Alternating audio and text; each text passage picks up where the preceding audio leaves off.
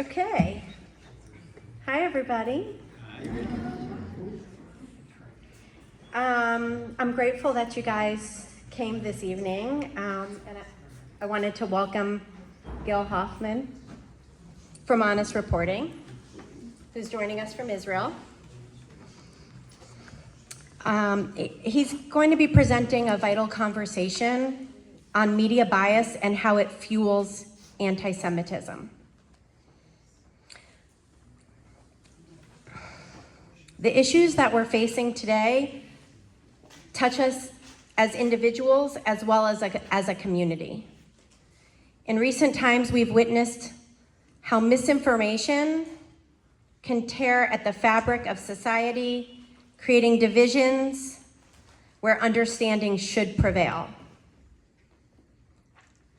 This especially hits close to home for our Jewish community when we consider how terrorist organizations deliberately weaponize media and information as another front in their campaign of violence. Let's be clear. When terrorist groups disseminate propaganda, this isn't merely biased reporting. It's an extension of terrorism. Their calculated distortions aim to sow fear, hatred, and mistrust. The Jewish communities and Israel are bearing the brunt of these dangerous narratives. And since the coordinated attack on October 7th, the anti-Semitism that has followed is not an unfortunate side effect. It is the intended outcome. We should ask ourselves who benefits from these particular narratives. What are the agendas behind certain presentations of facts? How can we distinguish between legitimate reporting and propaganda designed to inflame terrorism?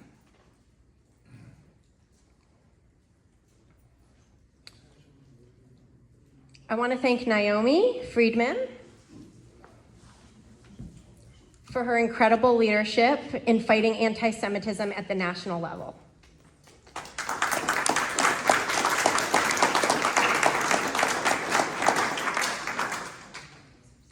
I also want to thank Meryl and Jonas Goldstein, who are hosting Gil.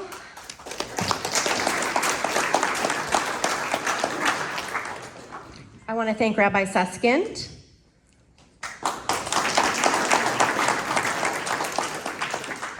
I want to thank Rabbi Levine and wish him well. He is not feeling well, so he's not here. I especially want to thank Rochelle.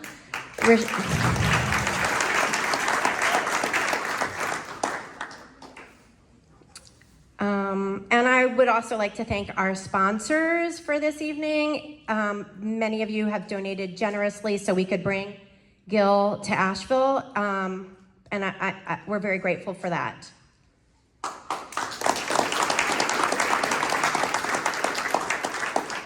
And lastly, since October 7th, we have been organizing as the Jewish Alliance to bring educational, community, Zionist events for our benefit and for the education of others.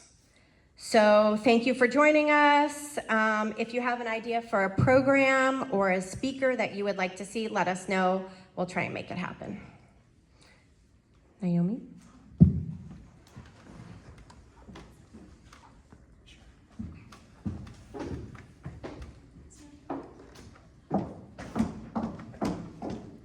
Hi, guys. Well, okay. Rochelle said that those seats aren't reserved for any VIP folks, so feel free to move up if you like and fill them in, because really this is an intimate discussion about a very, very pressing and difficult problem. So, and we may have people who come in later, and so if you're brave enough and you want to come and move up, please move up. And we'll start. So on October 17th, just 10 days after October 7th, there was an explosion near a hospital in Gaza. Do you all remember that?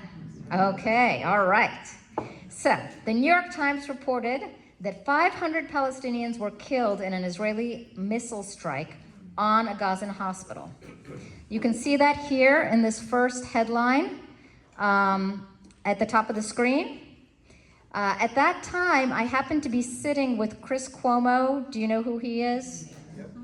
Formerly from CNN, then from News Nation, and his producer, who was this incredibly brilliant, geeky guy who had worked for CNN for most of his career. And this producer was very agitated. He told me that it should be obvious to any journalist who had covered a war or had been in a war zone that the story was complete fabrication. He showed me evidence that he and the other Western journalists had received.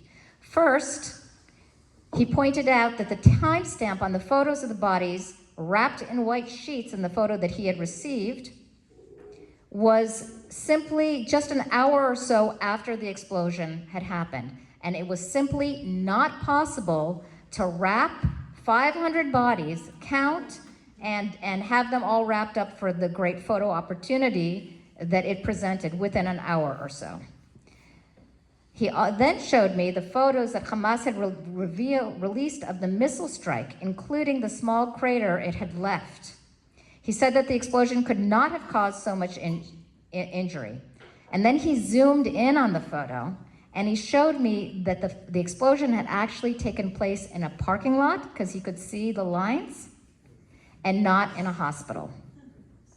So this is something that this producer knew, but that for some reason the New York Times, CNN, and all of the other networks that broadcasted this information did not know. But more troubling, if you look here, he says, the New York Times headline is, Israeli strikes kills hundreds in the hospital, Palestinians say. And then it quotes from the Gazan Health Ministry. Who knows who the Gazan Health Ministry is? Hamas. It's Hamas. 10 days after October 7th, the New York Times was reporting Hamas propaganda as if it were true. Several hours later, the Israelis responded that the missile was actually a rocket that Hamas had aimed at Israel but had misfired. And then a few days later, it was reported that, as this producer had told me, it had killed just, I guess, dozens. I don't know, do you remember the number? I think the first number, like under 50. Under 50. It was under 50, and that it had in fact occurred in a parking lot, the parking lot of the hospital. Throughout the war, the New York Times and other major mainstream media continue to report information they obtained from Hamas as fact, using names like the Gazan Health Ministry. We're here tonight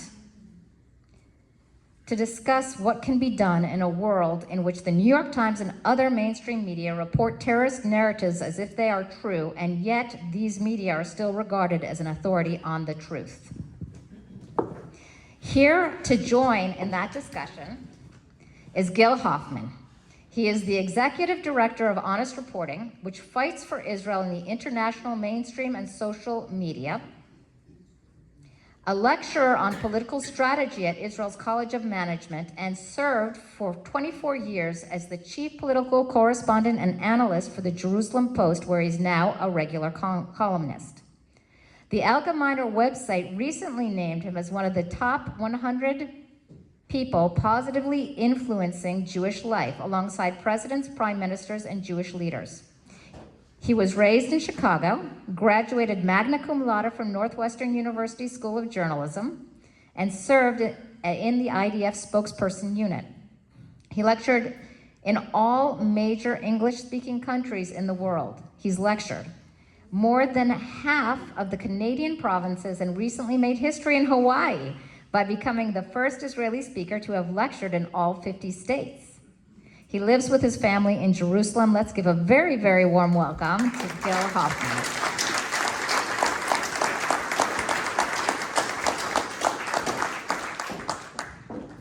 Wow, thank you so much, Naomi. Thank you, Shifra. Thank you, Goldsteins, for hosting me. Thank you to Rabbi Susskind. Thank you to Rabbi Mitch. He should have a refuah shlema and feel better. And thank you all for coming. This is such an impressive turnout. Your community is amazing. And I just got here. I got here, my luggage didn't. It is what it is. This is Jonas's shirt. Thank you. But I will give it back. But It's a vacation and it wants to go on the road. okay, so it's purple of Honest Reporting. I'm glad you had it ready for me. My suitcase is still in Germany. Look, I'm very thankful my grandparents made it out of Germany. But my suitcase is still there, and I'm still trying to persuade them to put it on a plane to come here. It'll come after I've left. And then it'll be somebody else's responsibility to get it to, got to be in Charlotte tomorrow, Greensboro on Wednesday, Raleigh on Thursday, Durham on Shabbat, and I'll probably get it when I go home. But it is what it is, and I'm just happy I'm here, and my spirits are up, and I'm excited to be here in North Carolina. Now, growing up in Chicago when you hear North Carolina, you get excited. Because every time they said North Carolina, Michael Jordan came out. They would say with great fanfare, and from North Carolina, and then magic would happen. And nowadays, there's a different kind of Superman from North Carolina. His name is Keith Siegel. And he represents North Carolina very well as just an ordinary guy who happened to live in Kfar Aza, on the border with the Gaza Strip. Married to his wife for 50 years, was just relaxing, enjoying a Shabbat morning. And he and his wife got kidnapped to Gaza, where he spent 464 days. And since he finally got out, a couple months ago now, he has been going around America, speaking as an American citizen, so people could understand, try to fathom what he went through all those terrible days, and how he, thank God, made it out alive. Setting an example, and I don't know how he's done it. There must be something in your water over here.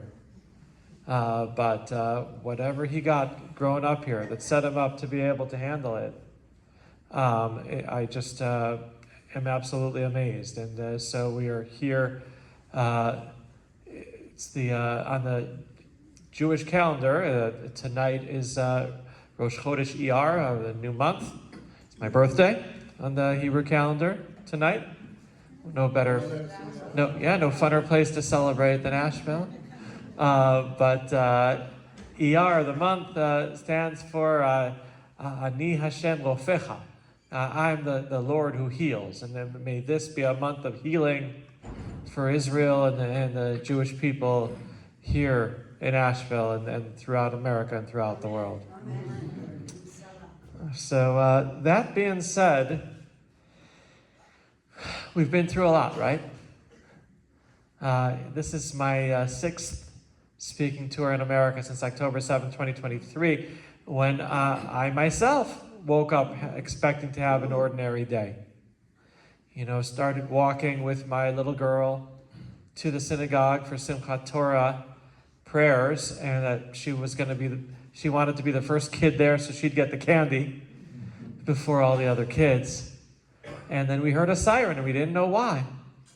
And so we went back home and went into a dark, empty bomb shelter that wasn't ready for anything.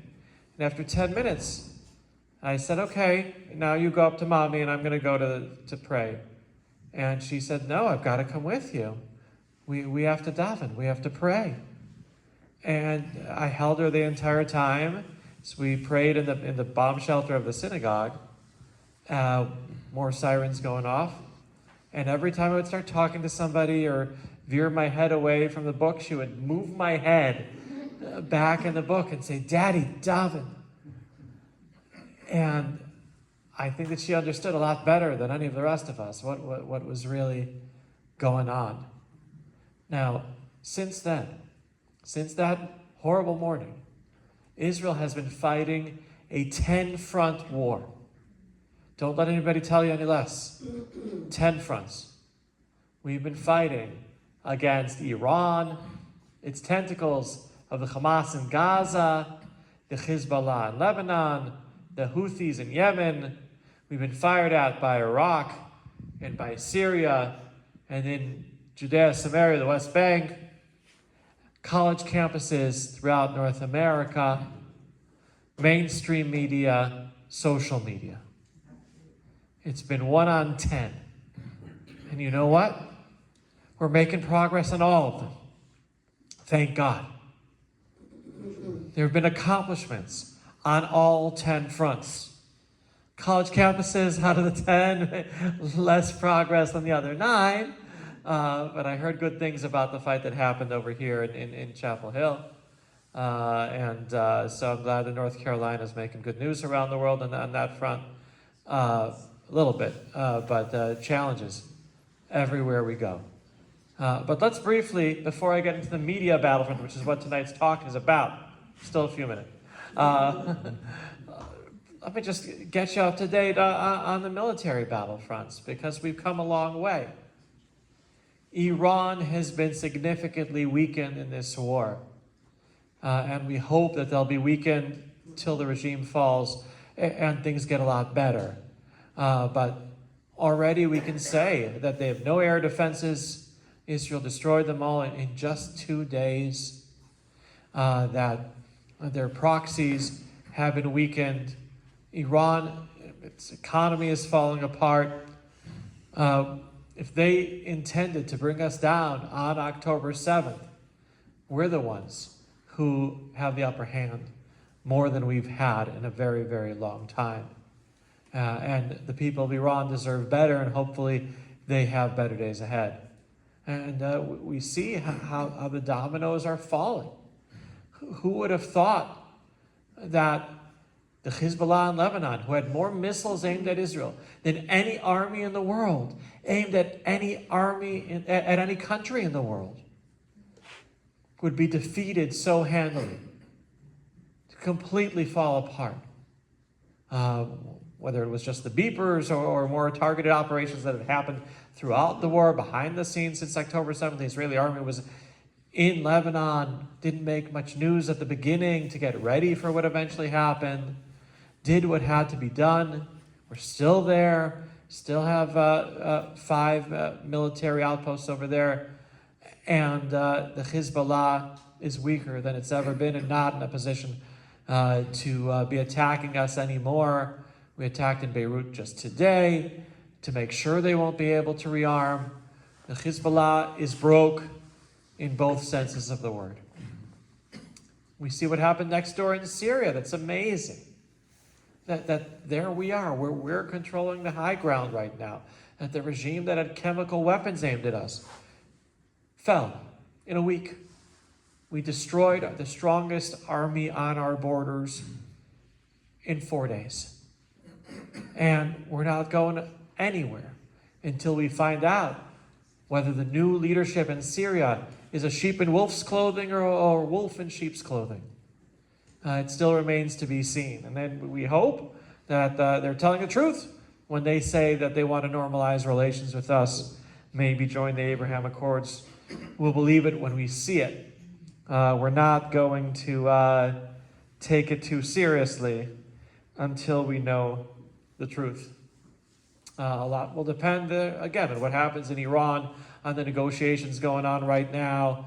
Just today, Ron Dermer, the man closest to Netanyahu, said he doesn't envision a bad deal happening anymore. Again, the people of Israel are a lot more skeptical, but he says what has to be said in order to reach out who he needs to reach out to right now in Washington to have the best possible outcome, however you would bring that about. And that leads us to Gaza. To put Gaza into perspective, I've been there 4 times. The first time I visited Gaza was as an 18-year-old kid. I came there on a gap year program in Israel, and one of the perks of the program between high school and college was that they took us for a weekend to a resort called the Palm Beach Hotel. There really was one back then on the beach in Gaza. And I remember thinking how much potential it had back then. The second time I came to Gaza was as a journalist. As a journalist, my job was I covered politics for the Jerusalem Post for nearly a quarter century. I went where the politicians went, and a group of dovish politicians went to Gaza to meet with the Palestinian leader at the time, Yasser Arafat, and I remember it like it was yesterday, in part because on the way in, they made us leave our phones because Israel had used cell phones as remote controls to kill terrorists, and on the way out, I forgot to take my phone. And an Israeli general and a Palestinian general who hadn't met in months met that day to get back my phone. I also remember it like it was yesterday. I tell this story to high school kids. They said, "You left your phone?" Nowadays, there's commercials in Israel in the summer. Don't leave your baby in the car. To remember not to leave your baby in the car, put your phone near him so you won't forget your baby. Anyway, I also remember it like it was yesterday because halfway through the meeting, the Palestinians kicked the journalists out so Arafat could meet alone with the politicians, and the New York Times lady didn't leave. She stayed there and pretended to be the daughter of one of the politicians. And as I'm walking out, I see Arafat giving her a big kiss on the forehead. And I remember thinking, I would rather die than get kissed by that man. And I lost a little respect for the New York Times already then. My third time in Gaza was as a soldier. I served in a combat unit, but I changed from my reserve duty to the spokesman's unit because I wanted to help Israel against its enemies.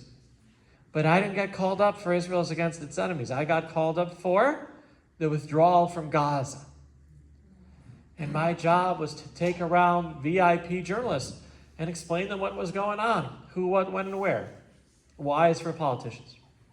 And so I took around a journalist from the New York Times together with a journalist from Fox. Don't worry, they got along. They were even married and still are. To this day, opposites attract sometimes, but don't try this at home. And I remember how they talked about how Gaza could become the Singapore of the Mediterranean. And maybe it could have. Until October 7th of 2023. Now, I hoped, didn't think, but I hoped that I wouldn't have to come back. Well, a little bit more than a year ago, I did. I came back. And this time, as the head of Honest Reporting, to find out what was really going on there in Gaza. I had a speaking tour coming up, and so I called up my cousin, who was the deputy commander of the forces in Khan Yunis in Gaza, and I said, "Do you have any stories I could tell the nice people in America?" He said, "Why do you want stories from me? Why don't you come in yourself?" Really? Just get permission from the IDF. So I called up the right person at the IDF who said, "No, you can't just come into Gaza." And I begged them. They said, "Try back in a few days." Whatever, 3 days in a row, they said, "No, it's my last day." Called up my cousin, all depressed, they're not letting me in. He said, "Well, they won't know. Screw them." And so before you know it, I was on a beach, on a jeep coming into Gaza, and touring around and seeing for myself what's going on there. How 80% of the homes had some kind of terror infrastructure. Weapons caches, entrances to tunnels, rocket launchers. 80% of the homes. 100% of the schools, the hospitals, the playgrounds, the cemeteries. It takes time to get rid of all that. You know, I wish This war could have been like other wars in Gaza that lasted 4 days. And what's happened is, after 4 days, the world media put pressure on the world leaders who put pressure on Israel to end the war without accomplishing anything. But to get rid of all that, we needed to have not a 4-day war, but a 470 whatever day we are on right now. Day war. What? 570. Thank you. So it takes time.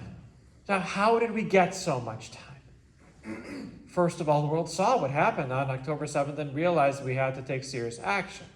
Second of all, the world leaders knew terror had to be defeated or it would be emboldened in their countries. The third was the contrast between the way the Israelis were so divided before that day, on the brink of the 13th civil war in the history of the Jewish people, and how we united immediately after. For a little bit anyway. The last reason why I think we've been able to have a war that's stretched as long as it has needed to is because of ordinary people and organizations like mine that have been doing what they can to fight for Israel on that media battlefield, which I believe is the key to winning on the military battlefield, as well as making things safer on college campuses and Jewish communities throughout North America. So let's see what we have in this room. How many of you have posted something pro-Israel on social media since October 7th of 2023? Wow. Kol kavod. Okay, how many of you are on Facebook? Almost all of you. How many of you are on Instagram? 3/4 of you. How many of you are on X, formerly known as Twitter, or used to be? How many of you are on Telegram? Just me and Hamas in here? Okay. How many of you are on Snapchat? Really? You got to see your granddaughter? Okay. And how many of you are on TikTok? Only 4 of us? It's a mitzvah. It says in the Torah, midvar sheker TikTok. You need to be there fighting the fight. It's an important fight for Israel. We need all the help we could get. We have a cantor here. The cantor tends to be on TikTok. It's a great place to share music. Okay, and what about LinkedIn? LinkedIn counts. Okay, that's more of a safe space for Jews than other places on social media. It's where we have a majority. And how many of you are on none of them? How do you see your grandchildren, sir? Okay. Telephone and FaceTime. By telephone and FaceTime. But how do you know who they're dating? We spy on them with the social media. That's what it's for. No, they're still. Then you'll get there. Okay. So I appreciate the two of you having a life, but I truly believe that all of you have helped. We needed it, and before Shifra mentioned the IDF, right, and what they did, or was that Naomi? Sorry, mentioned the IDF and what they did and what happened with the hospital. It's amazing if you think about it, because I'll take you all the way back to ancient history. May of 2021, there was a war in Gaza. Israel destroyed a tower. We looked terrible around the world. It was the headquarters of the Associated Press in Gaza. We gave them an hour for everybody to leave. No army in the history of mankind ever did that before. But it also gave them an hour to film it from every possible angle. We looked awful around the world. The IDF didn't care to tell the world, by the way, that was the cyber tower of Hamas. Taking it down saved countless lives. Because they didn't realize at the time that winning on the media battlefield is the key to winning on the military battlefield. Fast forward to that, October 17th. And that night, the Chief of Staff of the Army and the Commander of the Air Force did not go to bed until they provided solid proof from Iron Dome radar that we didn't do it. They had to drive it down from Haifa to Tel Aviv because they couldn't email it because it was too big to prove to CNN that we didn't do it. Because they cared enough. because they realize what matters. And that's what really brings us to why there needs to be an organization like Honest Reporting. Because since then, the leadership of the IDF has been completely replaced and they don't care anymore again. That's what's going on right now. Terrible things happened a few weeks ago with an ambulance. It's not going to be pretty for again, because the leadership that there was that got it, they're gone. And the government people, that's for another talk. But they don't get it either. There needs to be an independent organization. We can start clicking, I guess, there, Naomi. Because, you know, oh wow, I didn't even know you could. Look, I like my job. Covering politics for the Jerusalem Post, where, you know, I got to follow around a lot of Israeli prime ministers and presidents and everything, had my name on my chair in the Knesset.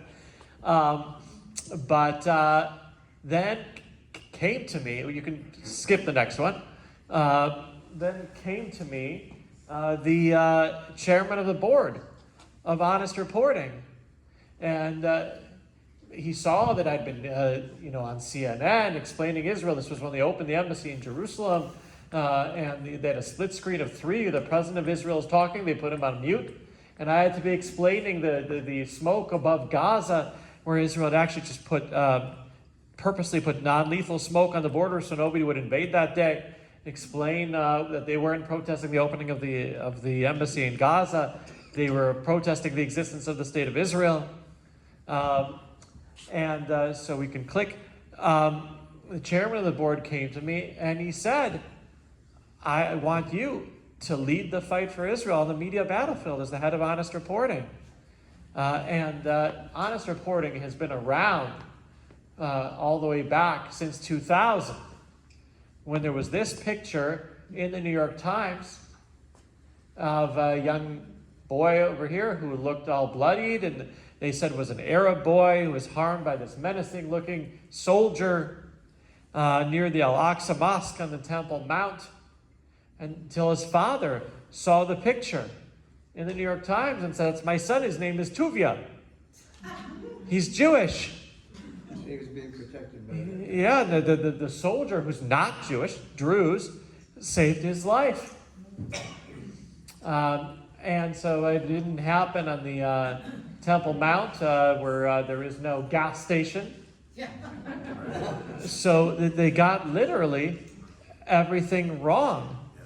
And that led to Honest Reporting being founded first just as an email group and then as a website. So even though we were founded 25 years ago, we were founded for October 7th of 2023. And everything that's happened since then. And since the CEO of Honest Reporting, Jackie Alexander, and I took over back in the summer, fall of 2022, we've made it a lot more aggressive, a lot more social media focused, a lot more immediate. And you'll see that in what we have coming up with this video over here.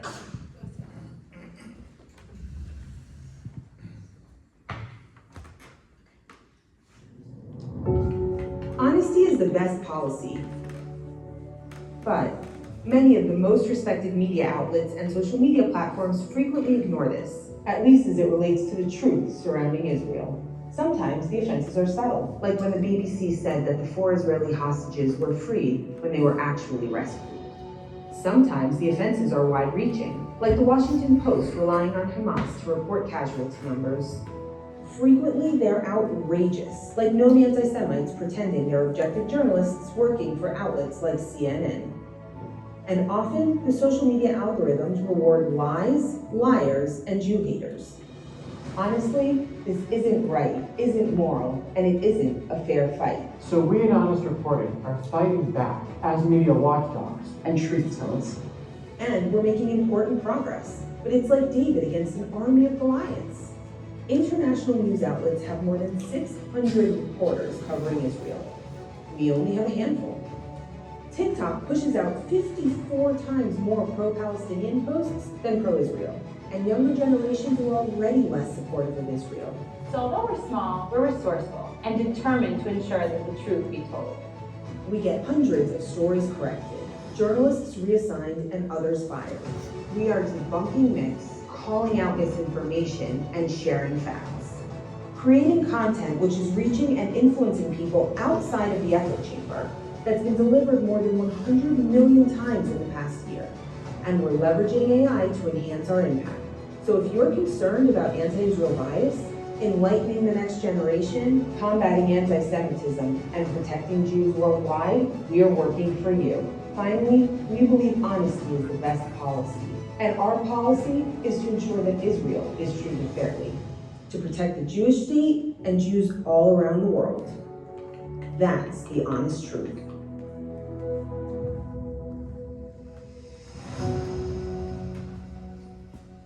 All right. So, yes, David against the army of Goliaths. That's what we are. And we Jews, we don't fear an uphill battle. When the nice folks started working on this video, they said to me, can I say that Israel's losing the media war? And my response was, are we losing the war against cancer? And he said, well, we're making progress every day. And I said, yeah, so are we. We're doing our best, little by little. And now we're staying ahead of the enemies by using their tools. We've got AI ready. We've got an AI tool being released to the public where the 8 categories of media bias that Honest Reporting has been using for 25 years are going to be in the hands of ordinary people who can click on any article that they think, oh, this sounds a little fishy, what's wrong with it? And the AI will tell you exactly which categories of media bias this article violates. So you'll know what you're getting into, and you'll be able to explain on your own social media or in the checkout line in the supermarket or wherever in the golf course, you know what the truth really is. And so we are doing our best to fight, but we're up against some, it's, if you press the arrow, yep. This is just a video from a few days after the war began. It says, yeah, October 10th. Here's CNN. It's only 6 seconds long, so we'll play it twice. 9 million Palestinians live in Gaza, one of the most densely populated areas on Earth, now being pummeled by Israeli airstrikes. Yeah. 9 million Palestinians live in Gaza, one of the most densely populated areas on Earth, now being pummeled by Israeli airstrikes. Okay, so how many Palestinians live in Gaza? 2 million. 2 million, and tens of thousands have left and don't intend to return before anybody came up with a plan in Washington for that. But and is Gaza one of the most densely populated areas on Earth? Not among the top 100. You know, Hong Kong, Manila, and Singapore are pretty high up there. India has a few cities on that list. New York, Miami, LA, Tel Aviv, but no, not Gaza. And so it's amazing how many lies there can be in a 6-second video. But we have to be there pointing out what's wrong and fighting that fight. And that's what we did a month into the war and made headlines around the world when we just questioned, how did the photographers get there so early to take the picture of this tank that was on fire immediately when they entered Israel? The commander of this tank is Omer Nutra of Long Island, of Plainview, New York. His body is still being held in Gaza. And the man who took the picture is Hassan Asliach over here. And there he is being kissed by Sinwar. So maybe that's how he knew to be there so early that day. Next page is even worse because the video of that tank and the driver of the tank, that was the commander earlier. The commander is Omer Nutra. His name is known because his parents spoke in the Republican National Convention. This is Shaked Dahan. The driver, nobody knows his name. His parents asked him to not even publish it. Iconic photo that was the photo of the year of Reuters in 2023. The man who took this picture and the video of the tank before is a man named Faik Abu Mostafa, who's actually in that black box. I don't know if you can make the black box be shown, but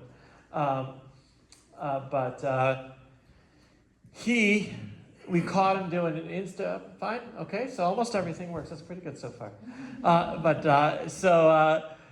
We caught him that on October 7th, he went live on Instagram Live. And what he said was, people of Gaza, you gotta come in. I've been here since early in the morning in a settlement called Sderot. We've been taking out the men to Gaza. We've been killing the dogs, and we've been doing whatever we want to do with the women.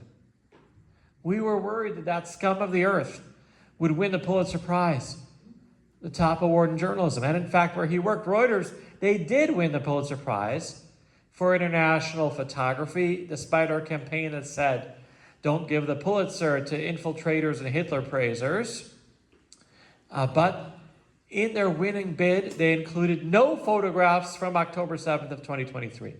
And when they were asked, the Pulitzer lady was asked, why are there no pictures from October 7th in Reuters' winning bid? She said, there's this annoying media watchdog called Honest Reporting, and they didn't want to mar their winning bid by putting something that had been questioned about the ethics behind it.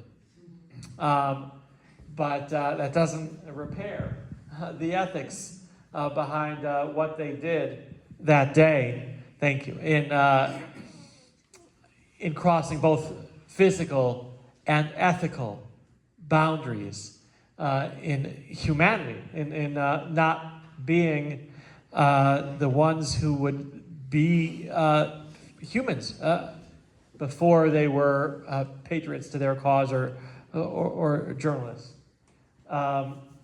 So we've been doing this now since I joined Honest Reporting. We've gotten 14 Hitler and Hamas praising anti-Semitic journalists suspended, reassigned, or fired, including 4 from AP, 4 from CNN, and 3 from the New York Times. There was a war in Gaza in August of 2022. And it happened started on a Friday afternoon. It lasted only 3 days. My team didn't work on Sunday because it was the Tisha B'Av fast. And they came in feeling guilty on Monday. They missed a whole war. That hasn't happened since then.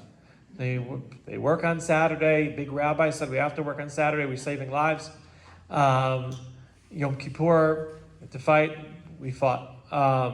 But that weekend they did not, and they came in guilty on Monday. I said, well, it's not too late. Find out who covered this war. There's no democracy, freedom of the press there. In Gaza, Hamas controls everything. And they found that the guy who covered the war for the New York Times wrote on his social media in Arabic, Jews are sons of dogs, and I'm in favor of killing them like Hitler did, including the elderly and the young, and posted a picture of Hitler. So then that led to me meeting with the bureau chief of the New York Times, and he said, you guys did a better job vetting that guy than I did. You think? And I said, it's not just one guy. We found 2 more. We found another guy who praised Hitler, and we found a guy who praised the terrorist attack in Jerusalem in Har Nof, which was a stabbing and shooting that was the forerunner to Pittsburgh and Poway and other attacks in houses of worship around the world. And one of the guys that got fired that month, August of 2022, got rehired on October 8th of 2023 by the New York Times. Until people started questioning it. Gilad Erdan, the ambassador at the time to the UN, he wrote, get this through your heads. The New York Times just rehired a Nazi to cover a war of annihilation against the Jews. And so that is what we are up against. And now I'll take you, we've gotten to the most recent of what's going on. And let's see if we can play the first video. Because we have done a mapping project of tunnels in Gaza, so the media will finally understand why there is a war still going on in Gaza.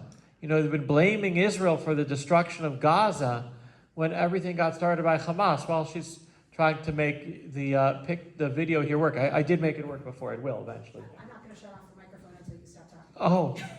Oh, is that how it works? Yes.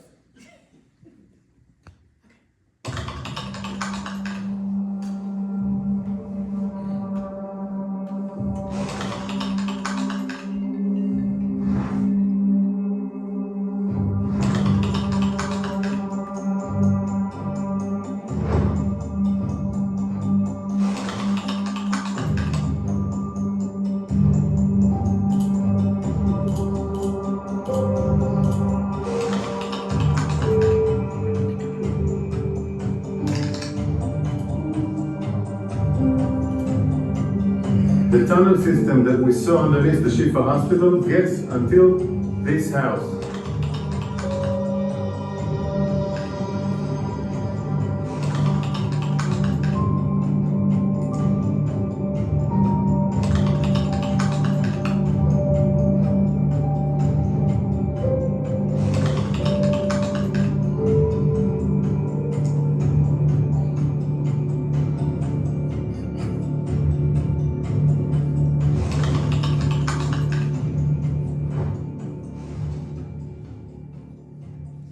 So very simply, you see it there in the middle, that it cost $30,000 to build a bomb shelter.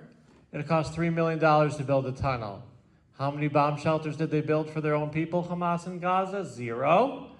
And how many miles of tunnels? 400 miles. So they could have built 300 bomb shelters in Gaza for every tunnel, but instead there are 0. And 350 to 450 miles of tunnels. The world media needs to be reporting that. They need to be explaining that, because that's what's still going on right now. That's why the war hasn't ended yet. And we'll play Rachel over here. Let me say the obvious. Hamas controls everything in Gaza. Gaza's health ministry is entirely run by Hamas. Gaza's police force, run by Hamas. Gaza's hospitals, run by Hamas. Hamas runs the utilities, the judicial system, and the Gazan media. In fact, international journalists have even admitted to whitewashing their coverage of Hamas in the past out of fear that Hamas would deny access to them to report from Gaza in the future. By now, it's extensively well documented that Hamas has even embedded itself in UNRWA, the United Nations Agency for Palestinian Refugees. In fact, Hamas even has a history of influencing the UNRWA school curriculum. In 2009, Hamas stopped UNRWA from teaching Palestinian children about the Holocaust. There is no school, clinic, hospital, or mosque in Gaza that has been left untouched by Hamas. Hamas won the Palestinian elections in 2006, and following a bloody coup in the Gaza Strip in 2007, Hamas has held control over virtually every single aspect of life in the territory. Dismantling Hamas is not only a matter of fighting Hamas terrorists, but rather the entire system in Gaza must be overhauled. Not all Gazans are Hamas, but Hamas is all of Gaza. All right. So this is Rachel. When I joined Honest Reporting, I could have made myself be the face of Honest Reporting, and I said no. We need to have a woman. There was an actual study, a research study at university that found out that men prefer to look at women, and also women prefer to look at women. And so a woman with a British accent is the best face to have for the organization. And I only put myself in a video when it's something that really, really matters. And that happened when we found out that the bureau chief of Reuters in Lebanon and Syria had admitted that because of Honest Reporting, they're being more careful. And this goes into a fight that there is about whether you can change the journalists. Because for the most part, we know you can't. That you need to be instead educating the news consumers to understand better what's going on. But every once in a while, you hear something different.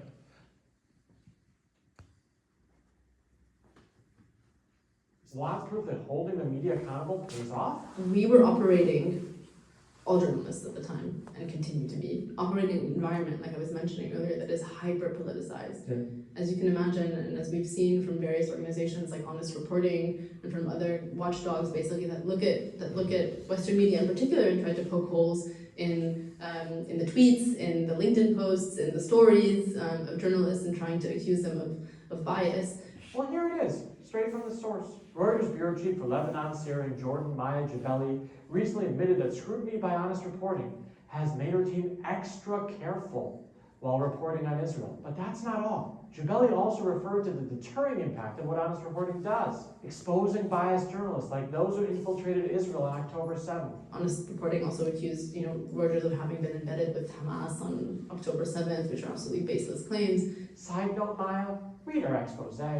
We didn't say they were embedded, we just asked important questions, which is what Reuters should have done. But thanks for giving the following validation of our efforts to correct an unbalanced media field. We're operating in an environment where everybody is trying to find bias in everyone's stories. Yeah, for sure. And the ones on the ground, the reporters on the ground, are doing their absolute best and working their absolute hardest to find the best way to tell the story. And what that means, that doesn't mean just finding the right words. That means going out and finding the right interviews, making sure that you're balanced in the people that you've interviewed, in your perspective on the story, in the way you're approaching a story, in your headline, in what you're writing, and every word that you use, and how high you mention the death tolls versus how low you mention the death tolls in a story. This is how people are reading the news now. And I think in a way it's a good thing, because people are now actually scrutinizing and looking for quality news. Jabelli is currently responsible for coverage of the escalating conflict between Israel and Hezbollah. And the wire service she works for delivers news to hundreds of networks worldwide. So her words about the impact of media watchdogs like Honest Reporting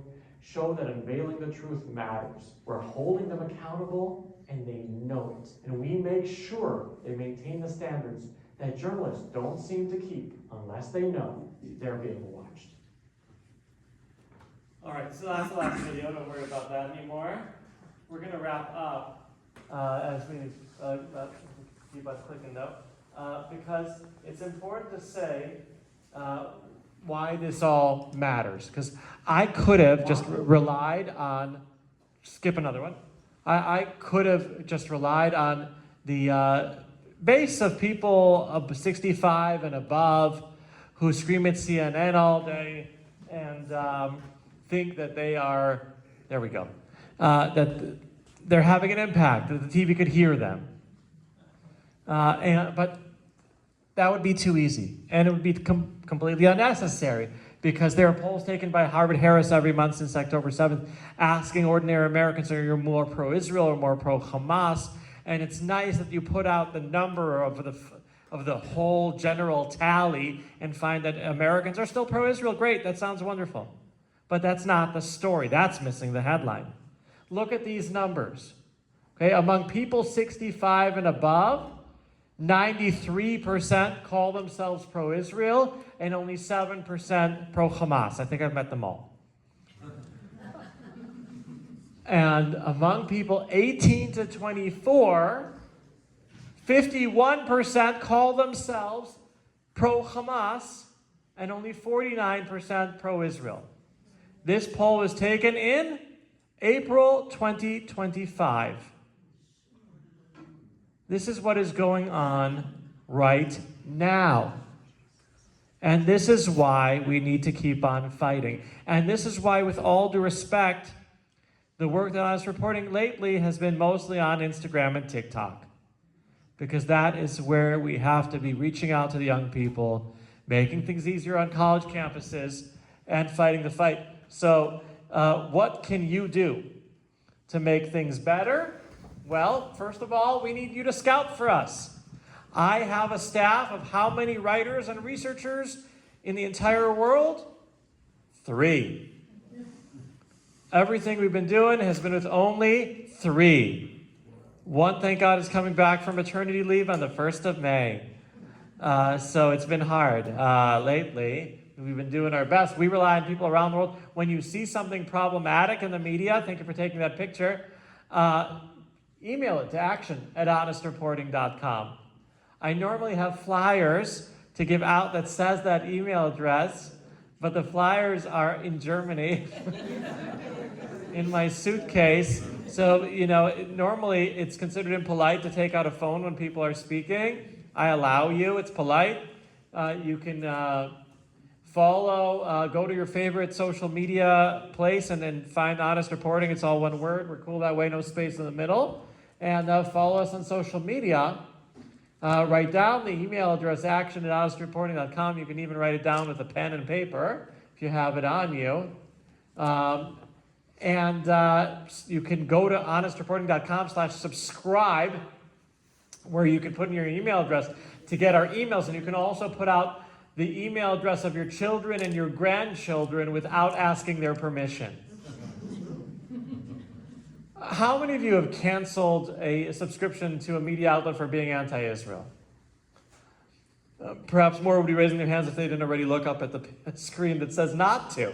I think you made a mistake. I know you might have thought that you were hurting them by taking away $150, but no.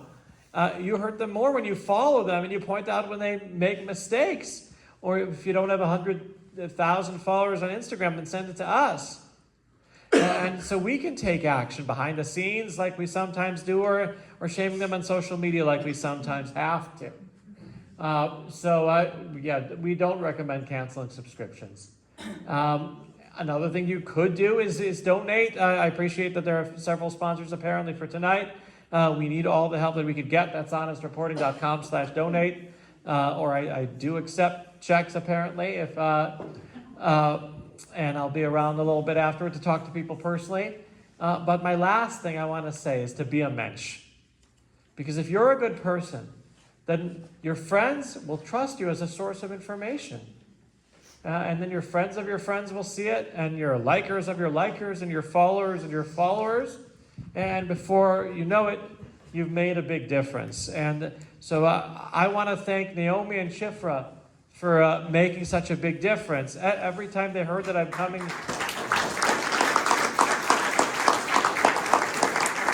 anywhere in the Carolinas, they found out, and they said, no, you've got to be coming to Asheville. Why are you not coming to Asheville? And so that's why I don't care how many stopovers I had to have on the way here, how little sleep I've gotten over the last couple days. I did this because Naomi and Shifra care so much. And, you know, if they tell you to jump, you got to say how high. So thank you very much, all of you, for coming tonight. And let's hope that this new year for Israel, it's starting, Lucky 77, will bring a year of health and prosperity and security and even peace for Israel. Thank you very much.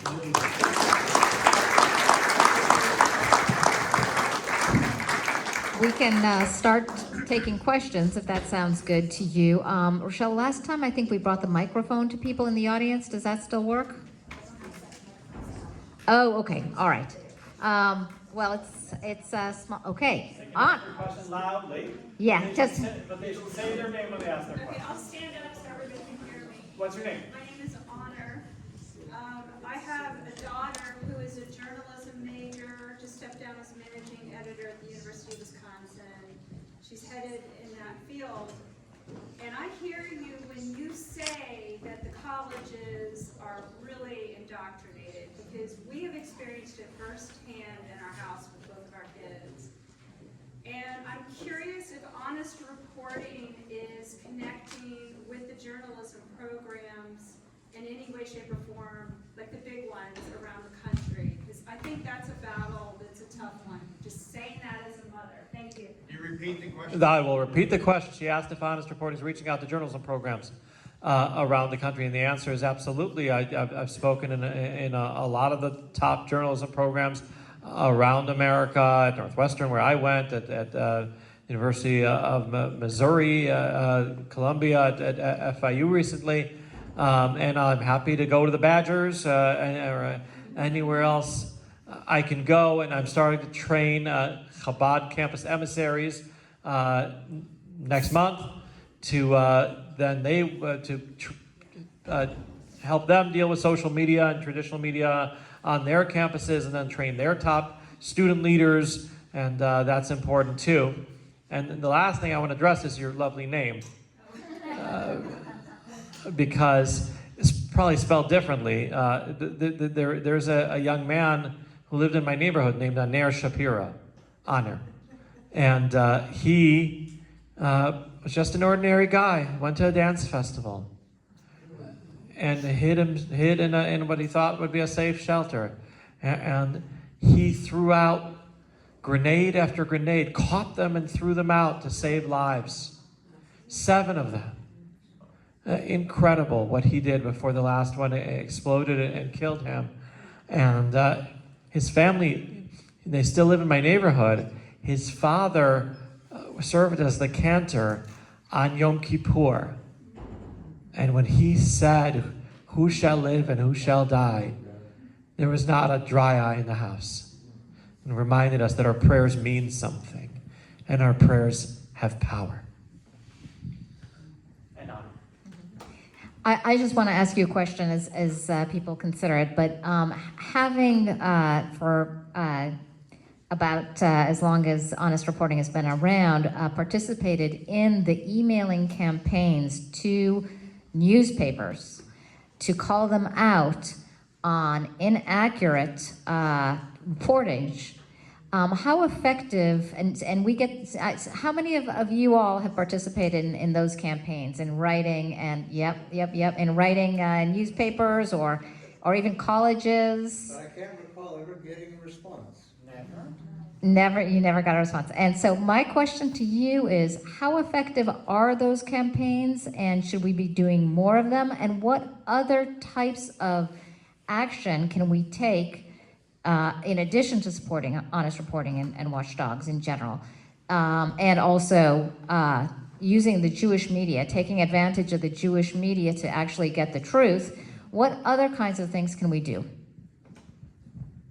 Okay, so before I get to what you can do, when I find something problematic in the media, there are a lot of different approaches that I take personally.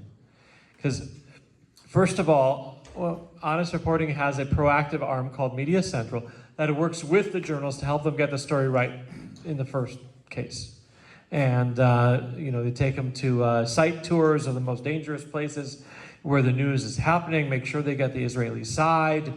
Even one seeded an article, a video report on CNN that won an Emmy recently, interviewing some of the families of survivors of October 7th.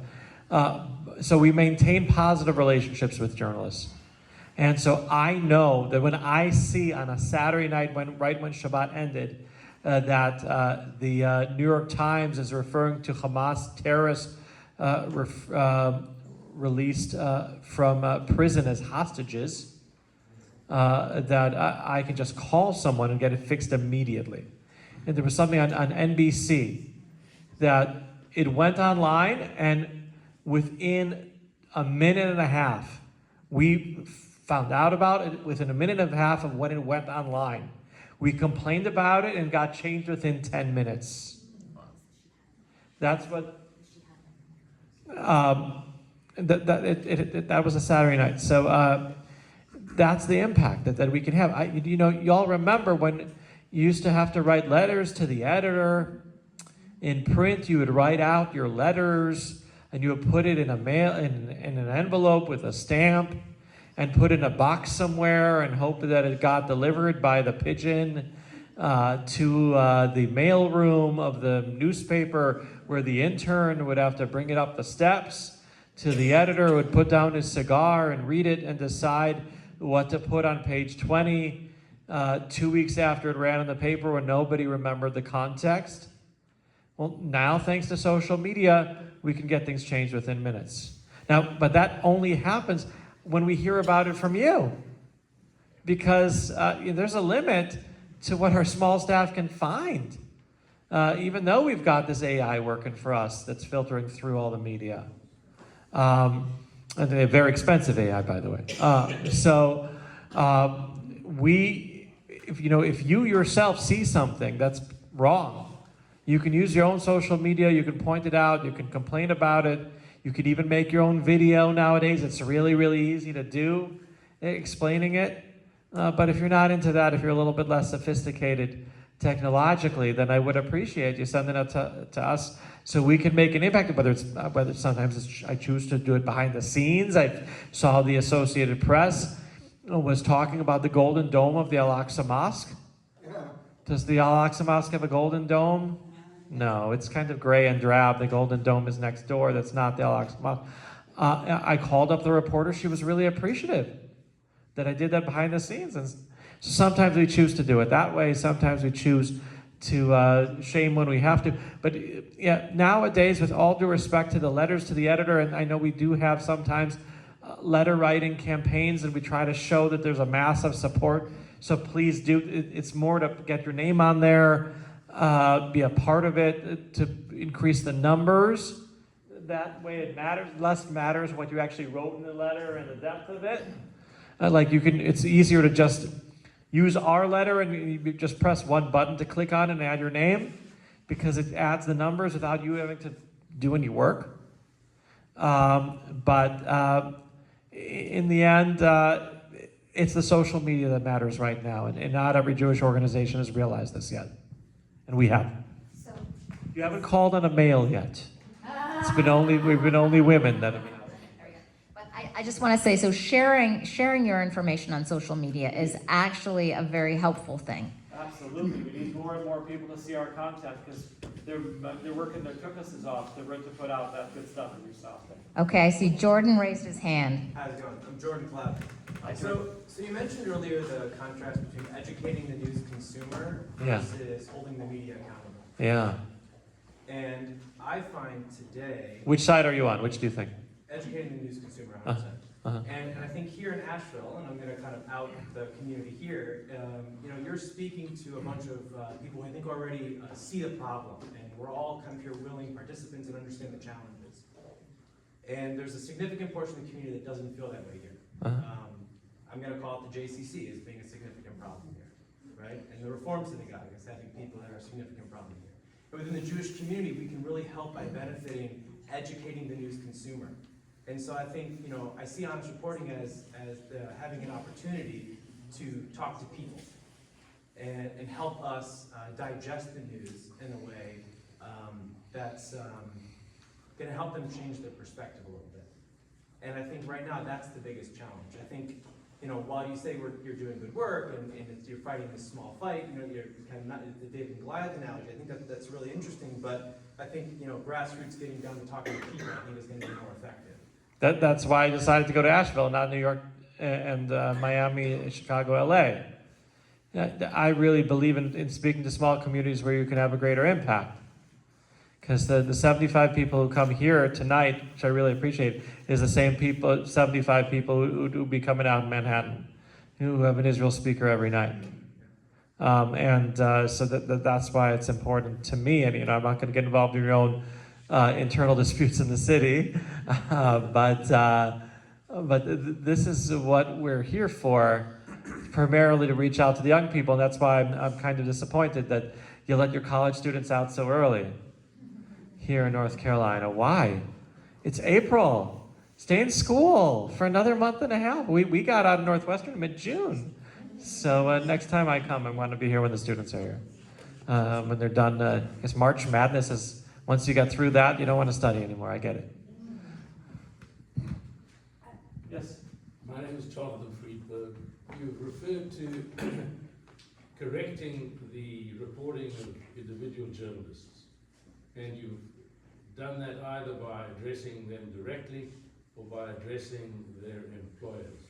How do you distinguish between the incorrect reporting of individual journalists as opposed to the corporate bias of the institutions that they may work for? So, Jonathan, you're absolutely right that there is a problem with both individual journalists and with the companies. We need to be fighting the fight against both.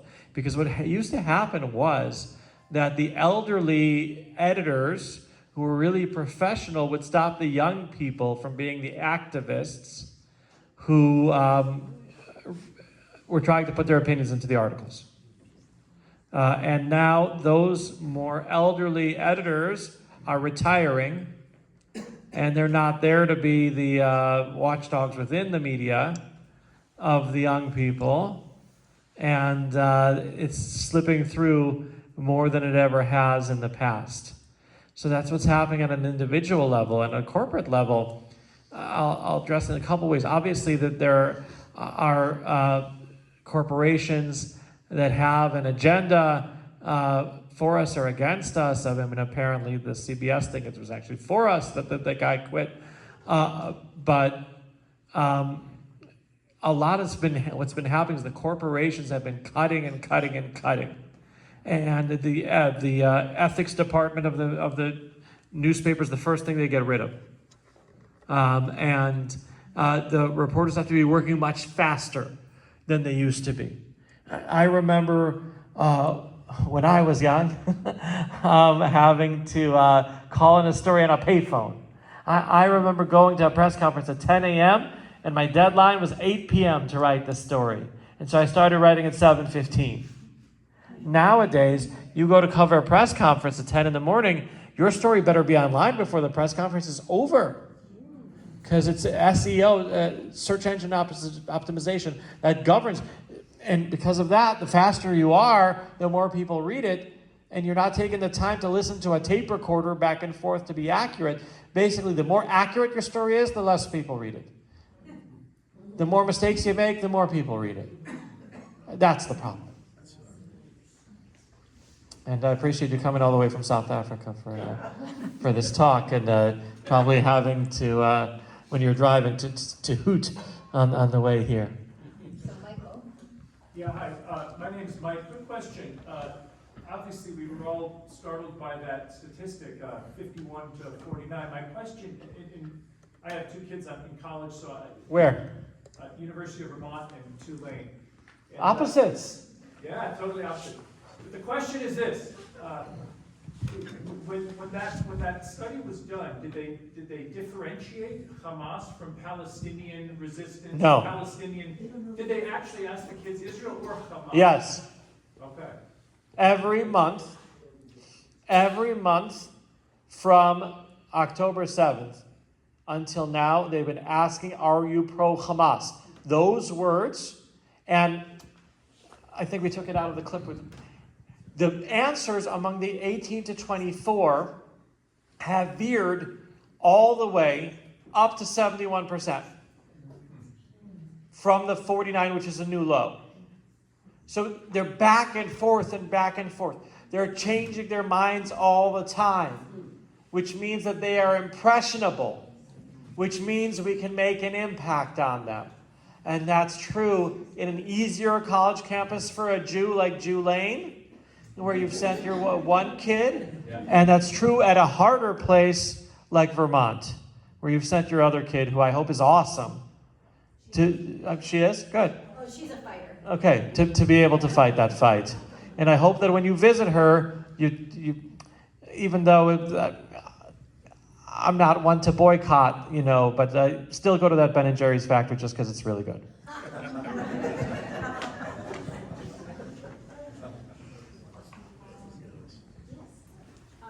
I'm Yael, and so a lot of those headlines that were being shown that are problematic and inflammatory, those are front page headlines. But when a newspaper prints a correction, it's not on the front page. So is there any effort from Honest Reporting to get these media outlets to be more public when they do issue a correction instead of, hiding it on page whatever in the back? That's a good question, Yael, because sometimes we want to protect the media, believe it or not. We get 100 corrections a month. Okay, some of them are small, like writing Jerusalem is the capital of Israel and everything. Excuse me, Tel Aviv is the capital of Israel. So I've been up since waking up in Jerusalem about 36 hours ago. Sometimes we want to let them, save face. We got them to make the change. We don't need to embarrass them. And only when there's a pattern of egregious behavior that we want to embarrass them. And then social media is good for shaming. But in terms of them tooting their horn on their corrections, even the New York Times still doing it, I don't really take it too seriously. Because who remembers what there was back then? You don't have it right next to each other. It really seems outdated to me. We're in a different world. I would much rather have something be changed online within seconds before it gets printed. That's the way it has to work nowadays. Hi, my name is Philip. My question is, they know you exist. The media outlets the reporters know that you're there, and you know the truth. Do you have, or have you seen them reach out to you before they publish their news, just to make sure they're accurate? Is there any interest No. in doing that? No, they're very proud of their profession. They believe they're getting it right. In fact, they've accused me of killing their photographers by highlighting who they were, that they infiltrated into Israel from Gaza on October 7th. And then Israeli politicians said they're no different than any other terrorists and are worthy of being targeted. And so I got screamed at by Patrick Kingsley, the bureau chief of the New York Times, the outgoing bureau chief of the New York Times, Pulitzer Prize winner since then. They don't come to us all nice, but we maintain a professional and cordial relationship. But when we gotta beat the shit out of them, we will.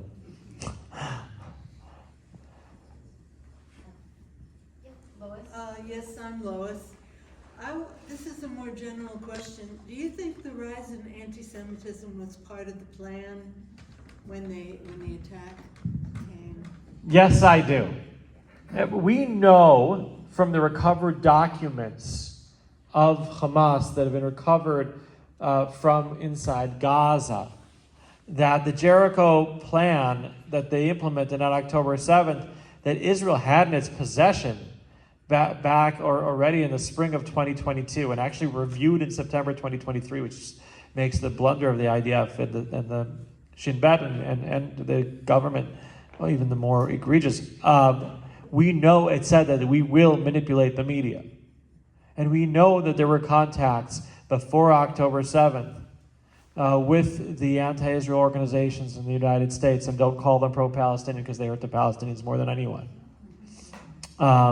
And we know that they were extremely ready with identical campaigns right there on October 8th. So yes, these encampments that have the same baklava around America, that have an overwhelming majority of the people in campus not even be students, who are threaten the students and prevent them from taking their math tests, that this is not something that happens grassroots. It wasn't real.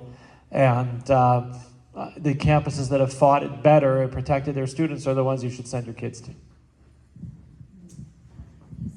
So with that answer, my name's Frank Brady, by the way, and I'm a supporter of Israel. I've Thank you. been to Israel twice.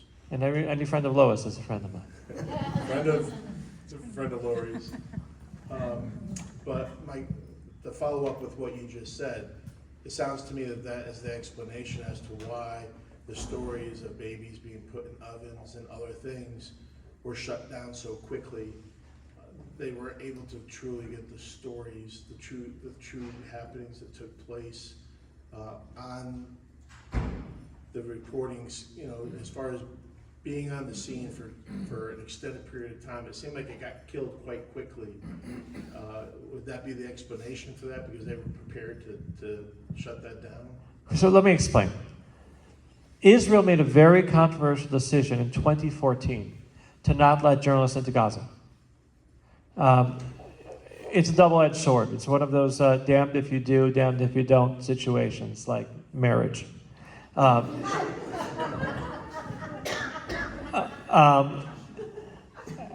the one hand, by not having journalists there in Gaza, fewer of them are getting killed, which makes there be less bad press, I guess. It might have helped Israel in one way or another.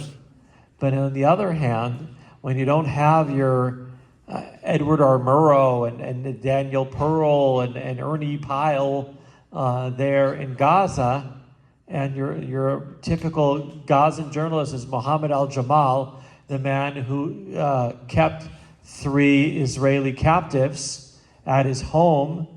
That's your typical Gazan journalist. Then it's no wonder people are getting the wrong information.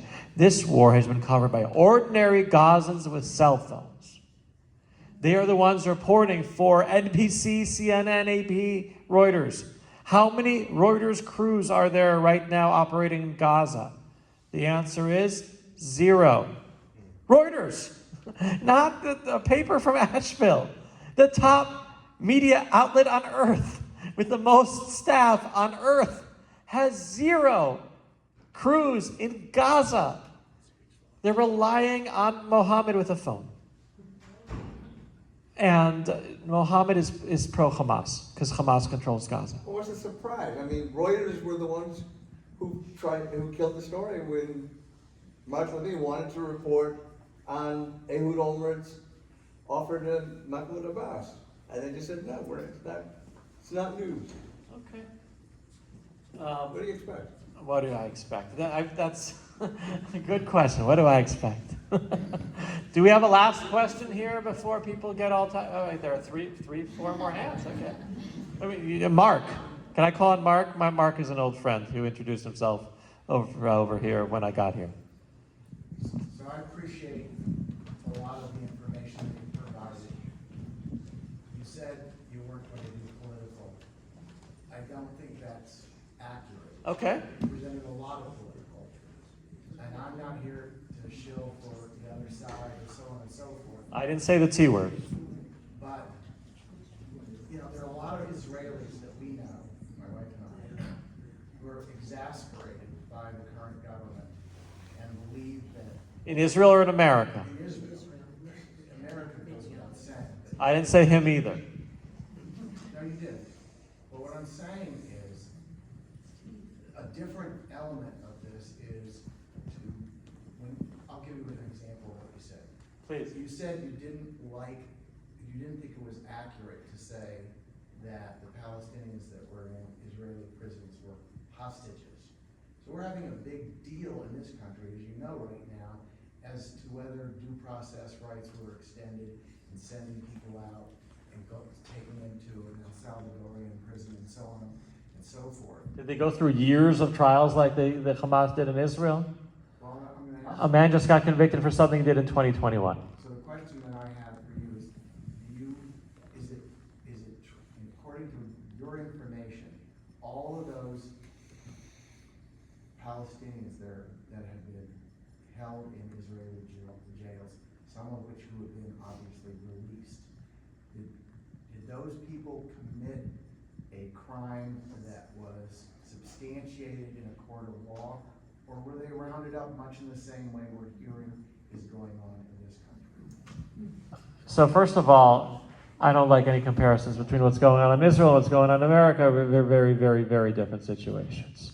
We are facing a war on 10 fronts, and it's very dangerous. And in Israel, I trust the legal authorities of the military that realize that they're under this tremendous microscope that America's not under, frankly, around the world. The world is looking at us. We can't get away with anything. And so because of that, I don't believe, Mark, that comparison is fair. But I'm going to still answer your question. Trump says we're being invaded. I don't believe that just a little fairness there. Trump has said we're being invaded, and that's why they're picking these people up. And there's no evidence that they're being... So just... I didn't mention the T word. You did. But I don't know about every single case. And because you asked in your question, do I know of all of them? My answer is I don't know. Okay, we have two, oh gosh, but we have Ellen also has a question. Okay. Yes, thank you. My name is Ellen Kellum, and I thank you for the hard work that you are doing with Honest Reporting. Thank you.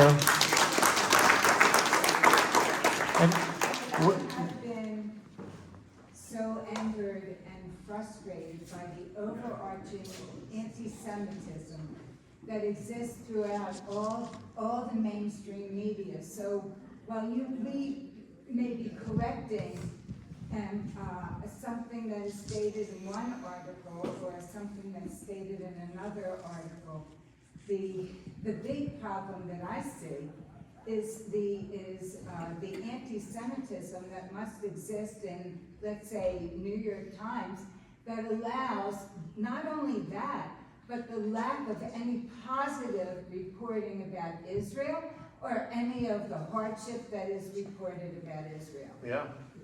And to say the least, the atrocities that occurred.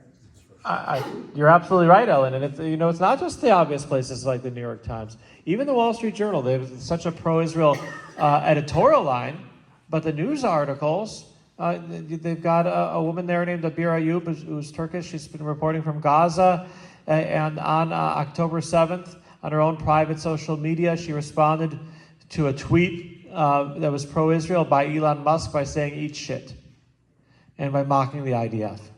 This is the Wall Street Journal. So it's in all the media in America. People ask me, what media outlet can I trust in America to get my news about Israel?